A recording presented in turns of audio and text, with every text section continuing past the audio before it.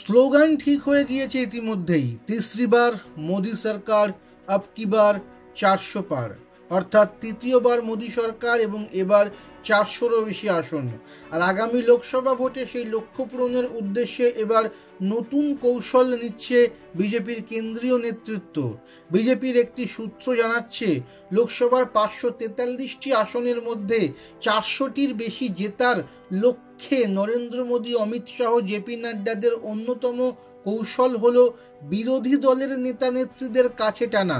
2021 সালে নীলবাড়ির লড়াইয়ের আগে বাংলা জুড়ে যেমন যোগদান মেলা করে তৃণমূল এবং অন্য দলের নেতাদের বিজেপিতে আনা হয়েছিল, এবার সর্বভারতীয় প্রেক্ষাপটে তেমন ছবি দেখা যেতে পারে বলে মনে করছেন রাজনৈতিক পর্যবেক্ষকদের একাংশ।